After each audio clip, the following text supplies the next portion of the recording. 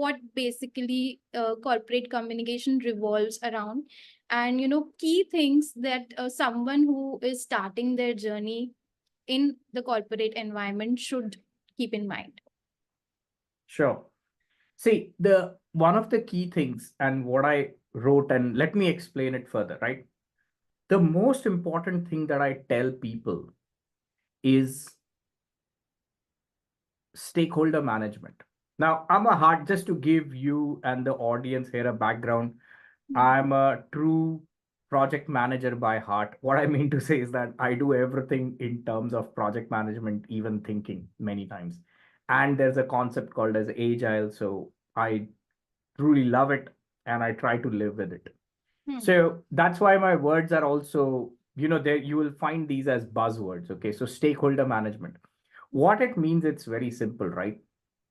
Me at home, I have a stakeholder, which is my wife. I have another stakeholder who's my son, right? Let's say then there are in-laws, your friends. Everyone is sort of a stakeholder in some or the other way.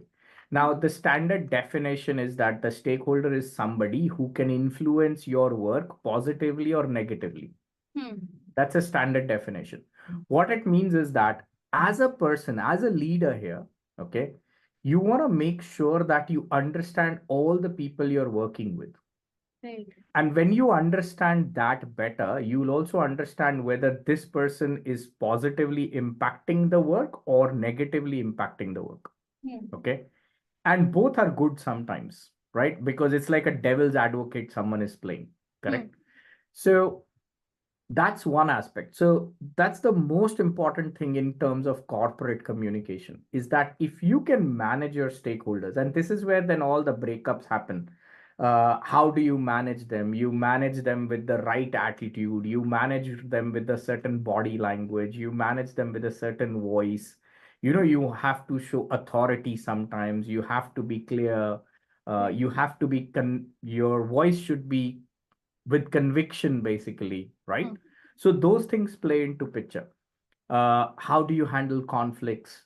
How do you present, right? And stuff like that. So these are the things that will make you difference between a person who's talking, communicating, and effective communicator. Okay.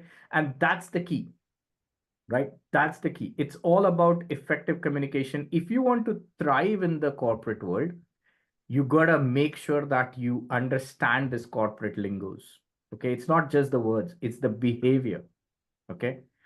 And the second, if you want to survive, then anything works. Like, doesn't matter. So Jao is enough, I guess. And the second thing is, if a person who's somebody who's new, for example, in the corporate world, right? I think I'll give them few key tips here, okay? Because they're very new. You said someone who's a fresher. Yes. So the first thing is that they should know some skill. If they're recruited for some core skill, like for example, I am a project manager. I should know my project management role properly. If you're recruited for Java or whatever it is, know that. That's number one. Second is, and now this might sound a little irritating to people, is they should read. Okay. Reading is not for your communication. Reading is not speaking. Speaking is a whole different ball game. Reading is to improve your vocabulary. Right. It will give you multiple synonyms of the same word. It will make you feel that, oh, you're something special.